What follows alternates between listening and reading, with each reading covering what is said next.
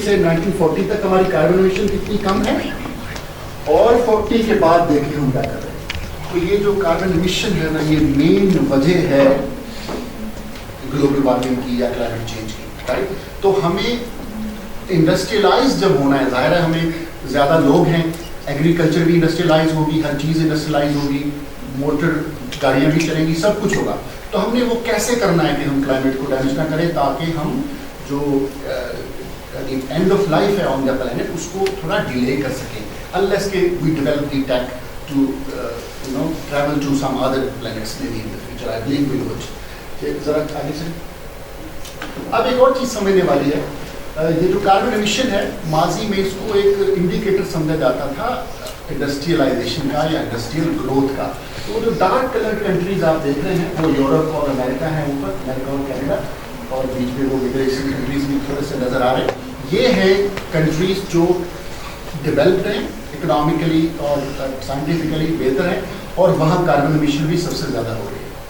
लेकिन इसको जो सफ़र करने वाले होंगे, जो सबसे ज़्यादा लोग सफ़र करेंगे वो ये वाले होंगे, इसमें हम आते हैं, राइट। तो हम इससे ज़्यादा सफ़र करने वाले हैं, इसलिए हमें आपको एज ए स्टूडेंट ये जानने की ज़रूरत है कि हमें कौन सी पॉलिसीज़ या किस तरफ जाना और इस पर कितना वावेला हमें मचाना है, ताकि हम उनको भी रोक सकेंगे। आपकी वजह से हम सफ़र कर रहे हैं। अभी रिसेंटली जो फ्लड आए हैं, अमेरिकन जो प्रेसिडेंट है उसने कहा कि पाकिस्तान सफ़र कर रहा है जो दुनिया की एक्टिविटी है उसकी वजह से।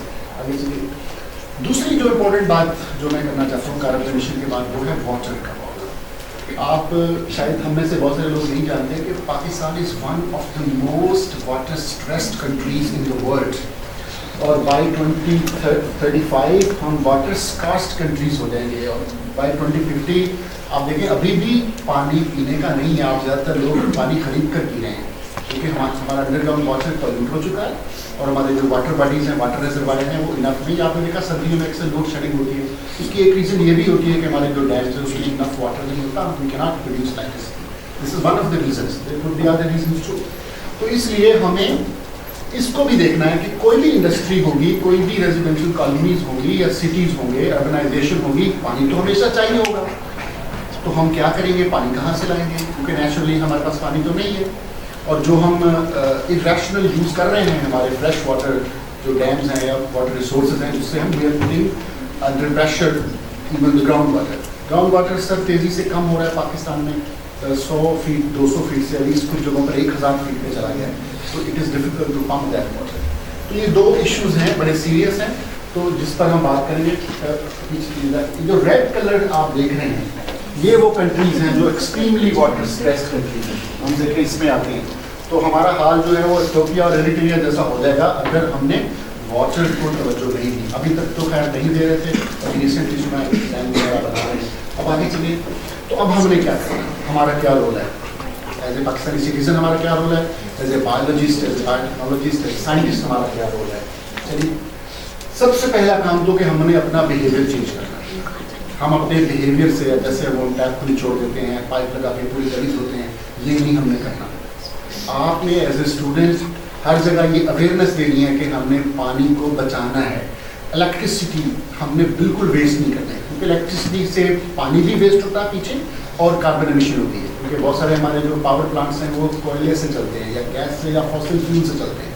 तो आपने ये ज़रूर करना है, ये आप पर फ़र्ज़ है, आप पर लाजिम है। अगर आपने ये नहीं किया तो you and your next generation will suffer. हम नहीं होंगे, we will be long gone, ठीक है। तो आप देख लीजिए कि आप किस तरह का मुस्तकबिल चाहते हैं। अभी भी इस वक्त भी सांस लेना हमारे कुछ शहरों में नहीं मुश्किल है, जैसे लाहौर में स्पेशली बहुत बुरे हालात हो गए हैं पोल्यूशन की वजह से, सिटी है वर्ल्ड। तो ये आपका है, तो आपने कार्बन फुटप्रिंट के आपकी डेली रूटीन में आपका जो इलेक्ट्रिसिटी यूजेज है उसको आपने कम करना है। बिला वजह आपकी वजह से इलेक्ट्रिसिटी ज़ाया नहीं होनी चाहिए, क्योंकि इससे कार्बन एमिशन होता है, हमारा रिसोर्स भी है, और आपकी वजह से पानी ज़ाया नहीं होना चाहिए। तो आपने ये करना है, ये हम आज से कर सकते हैं। दूसरी चीज़ है टेक्नोलॉजी डेवलप करना, कि वो ज़ाहिर है मुश्किल है और बड़ा लंबा अर्सा चलती है। आगे चलिए, तो जो टेक्नोलॉजी डेवलप हमने करनी है, उस टेक्नोलॉजी में हम फ्यूचर में कोई ऐसी इंडस्ट्री हम नहीं लगा सकते जो ह्यूज अमाउंट्स में फ्रेश वाटर कंज्यूम करे, जो huge amounts of carbon emission करे, और जो huge amount of water discharge करे, वेस्ट वाटर छोड़े इन्वायरमेंट में। ऐसी इंडस्ट्रीज फ्यूचर में एटलीस्ट अट्रैक्टिव नहीं है। कुछ इंडस्ट्रीज ऐसी होंगी जिनको चाहिए होगा जाहिर है वो, लेकिन हमें कुछ अल्टरनेटिव्स की तरफ भी करना है। तो यहाँ पर माइक्रोएल्जी और साइनोबैक्टीरिया जो है ये ऐसे माइक्रो ऑर्गेनिज्म हैं जो हमें ऑफर देते हैं कि अगर हम इनको प्रॉपर्ली यूटिलाइज कर लें तो हम ऐसी इंडस्ट्रीज डेवलप कर सकते हैं जिनका कार्बन न्यूट्रल मिनिमम होगा, कार्बन न्यूट्रल होगी वो, और वाटर फुटप्रिंट भी मिनिमम होगा, कोई फ्रेश वाटर वो यूटिलाइज नहीं करेगी और कोई वेस्ट वाटर वो डिस्चार्ज नहीं करेगी। ये आइडियल सिचुएशन है किसी बायोटेक इंडस्ट्री के लिए, राइट। तो माइक्रोएल्जी और साइनोबैक्टीरिया अगर आप कुछ लोग जानते हैं तो ये वो माइक्रो ऑर्गेनिज्म हैं जिनकी वजह से हम आज सांस ले रहे हैं। जब हमारा प्लेनेट बना था तो जो पहली फोटोसिंथेटिक एक्टिविटी थी वो साइनोबैक्टीरिया ने शुरू की, if you know the great oxidation event. तो उसके बाद हम ये यहाँ ऑक्सीडाइजिंग इन्वायरमेंट हुआ।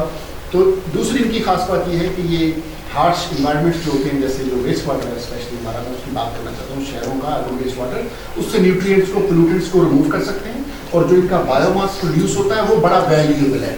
जैसे हम सॉइल में भी दूसरी एग्रीकल्चर करते हैं तो ये भी बायोमास बहुत वैल्यूएबल है, उसकी बहुत एप्लीकेशन है, मैं उस पर आगे बात करूँगा।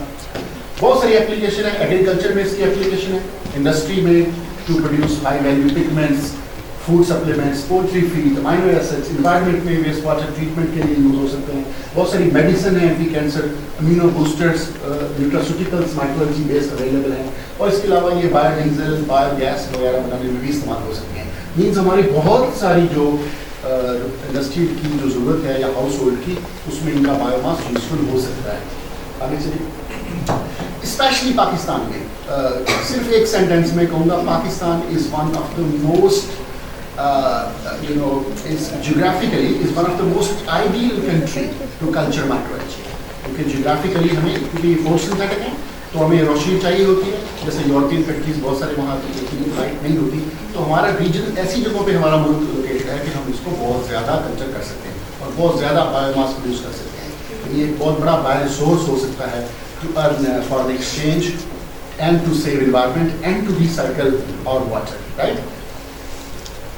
तो पहला पार्ट जिसमें मैं अपनी जो रिसर्च हमने की मैं आपसे शेयर करूंगा एज एन एग्जांपल कि हमने किस तरह से एक सोडो सिलोटोरिया कोरलाई BERC1 एक्सट्रीम है हमारी अपनी आइसोलेटेड है, हमने यहीं से आइसोलेट की, इस तरह से हमने इसको यूटिलाइज किया वेस्ट वाटर को एक वैल्यूएबल प्रोडक्ट में चेंज करने के लिए।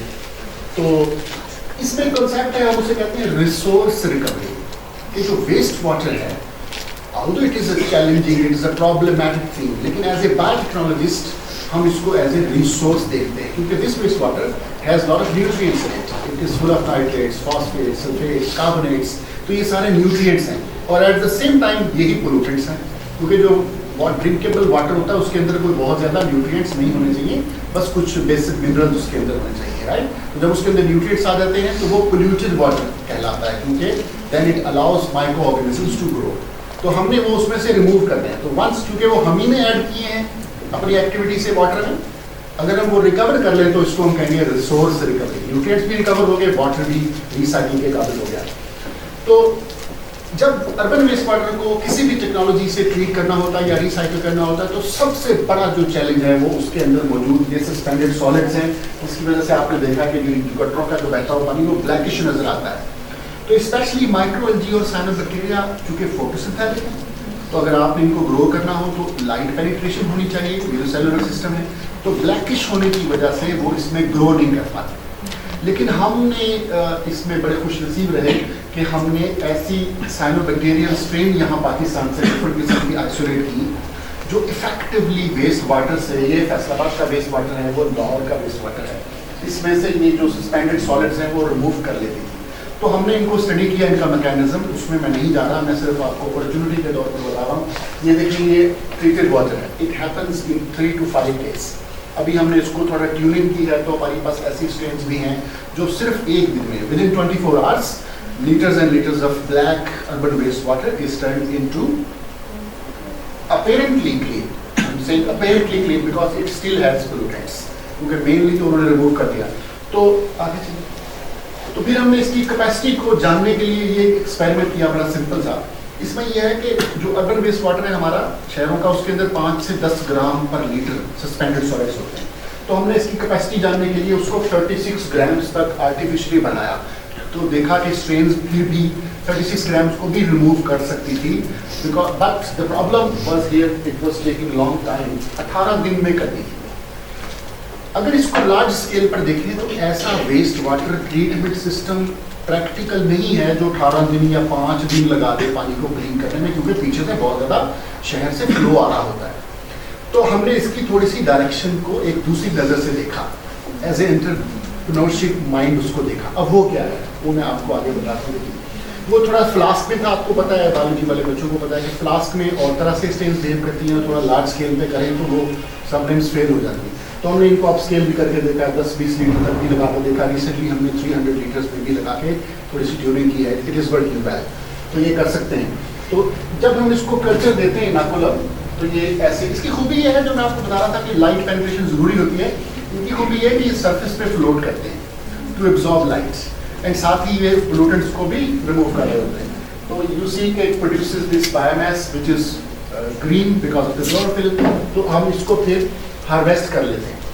ये हमने इसका इम्पैक्ट स्टडी किया वाटर पे, कि वाटर पे क्या इम्पैक्ट होता है। तो हमने देखा कि आफ्टर द ट्रीटमेंट जो वाटर है वो फिट होता है to be release into the environment और fit for the agriculture purpose as per WHO standards. ठीक है, तो इसका मतलब है water is safe after that. Otherwise अगर हम ये वाला वाटर एज सच इन्वायरमेंट में छोड़ेंगे तो ये finally it will end up into either or underground water और into some fresh water bodies, rivers और सी वगैरह।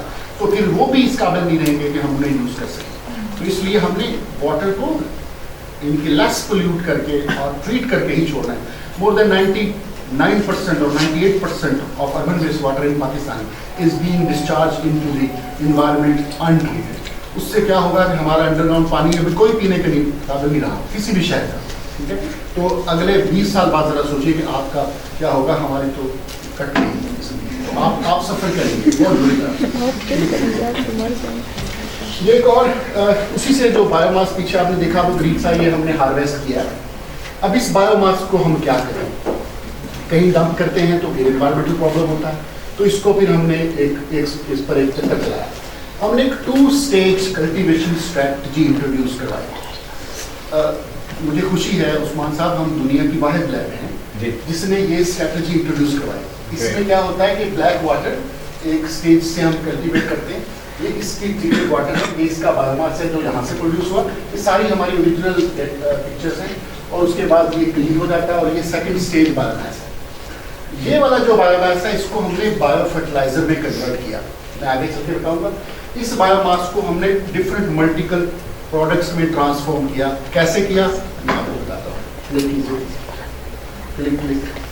एक हमने, चूँकि पहले कभी किसी ने भी माइक्रोएल्गी बेस्ड जो बायोमास है उसको बायो फर्टिलाइजर के तौर पर ट्राई नहीं किया था, तो इसलिए हमने एक सॉइल इंक्यूबेशन ऐसे किया छोटे स्केल पर।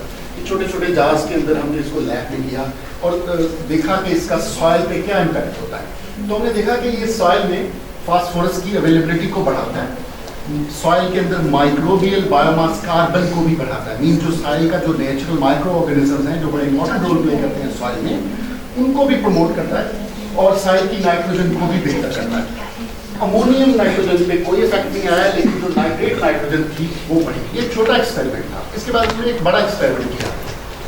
ये एक्सपेरिमेंट हमने 60 डेज तक सॉइल में इसका इफेक्ट स्टडी किया। तो हमने देखा कि सॉइल की न्यूट्रिशन को including microbial activity, nitrogen, phosphorus और सारी चीज़ों को जो है ये बेहतर करता है। और हमने इसके साथ इसको जो नाइट्रोजन, फास्फोरस और पोटाशियम के NPK सिंथेटिक फर्टिलाइजर्स होते हैं उनके साथ कंपेयर भी किया कि ये उसके साथ, तो न्यूट्रिशन तो ये तकरीबन उतनी ही दे रहा था जितनी सिंथेटिक फर्टिलाइजर दे रहा था। लेकिन एक अच्छी बात ये थी कि जो सिंथेटिक फर्टिलाइजर थे वो सॉइल की माइक्रोबियल एक्टिविटी को नेगेटिवली इफेक्ट कर रहे थे, जबकि ये उसको बेहतर कर रहा था। दूसरी चीज़ ये कर रहा था कि ये स्लो रिलीज था। जो आप नाइट्रोजन, फास्फोरस का सिंथेटिक फर्टिलाइजर देते हैं वो 30 डेज तक ही न्यूट्रिशन दे सकता है, उसके बाद फिर आप सेकंड डोज देते हैं। तो ये स्लो रिलीज था, ये 60 डेज तक न्यूट्रिशन दे रहा था हमारा फर्टिलाइजर जो है सॉइल को। तो it was better and more sustainable और ग्रीन काइंड ऑफ फर्टिलाइजर। तो ये पहला जो बायोमास था उसका ये हमने किया। अब जो स्टेज 2 से जो आप ग्रीन बायोमास देख रहे थे उसको हमने कैसे प्रोसेस किया, क्लिक कीजिए। उसके अंदर हमने डिफरेंट प्रोडक्ट्स एक्सट्रैक्ट किए। सबसे पहले उसके हमने लिपिड एक्सट्रैक्ट किए, उससे हमने बायोडीजल प्रोड्यूस किया। इस ग्राफ को जरा देखिए, इसमें जो ये वाले कलर्स हैं ये शो कर रहे हैं मोनो अनसैचुरेटेड फैटी एसिड्स को। जो बायोडीजल होता है एलजी बेस्ड, उसका एक प्रॉब्लम ये है कि वो उसकी विस्कोसिटी ज़्यादा होती है क्योंकि उसके अंदर सैचुरेटेड फैटी एसिड्स होते हैं। तो हमने देखा कि ये स्टैंडर्ड पर ग्रो किया गया था और ये वेस्ट वाटर में रिसाइकल्ड वाटर में, तो हमने देखा कि इसके अंदर जो थे वो वाले बढ़ रहे थे। दैट मीन्स कि इसकी बायोडीजल क्वालिटी बेहतर हो गई थी। लेकिन कि अनइंटेंशनली हमें ये चीज़ मिल रही थी। आगे चलिए, दूसरी और तीसरी प्रोडक्ट हमने ली कि बायोडीजल एक्सट्रैक्ट करने के बाद जो बायोमास बचा वो यूजुअली वेस्ट की सूरत में फेंक दिया जाता था। तो हम चूंकि सर्कुलर बायोइकोनॉमी की बात करें, नथिंग शुड गो वेस्ट, तो हमने पहली बार दुनिया में एक ऐसा काम किया कि हमने इस बायोमास को फर्मेंटेशन की उसकी यूजिंग एस्परजिलस नाइजर और एस्परजिलस ओराइजी, जो एक generally recorded as safe fungi हैं। Human can eat that. आपको पता है एस्परजिलस ओराइजी जो है वो जापानीज खाते हैं। तो हमने क्या किया, इसकी फर्मेंटेशन की उस रेजिडुअल बायोमास की, और जब हमने उसके एनालाइज किया उसको, तो हमने देखा कि उसका जो सुपरनेटेड है, जो लिक्विड पार्ट है, उसके अंदर अल्फा अमाइलेज एंजाइम प्रोड्यूस हो रहा है। और वो अल्फा अमाइलेज एंजाइम जो है वो स्टैंडर्ड ग्रोथ पीरियड से, ये जो है नाइजर का डेटा है, ये ओराइजी का डेटा है। ओराइजी से एस्परजिलस ओराइजी इतना ज़्यादा प्रोड्यूस किया कि it was as such fit for commercial applications, जो रॉ एंजाइम यूज होते हैं। और जो बायोमास था उसका हमने डिफरेंट डोजेज की, 10 ग्राम, 20, 50 ग्राम पर लीटर ट्राई किया।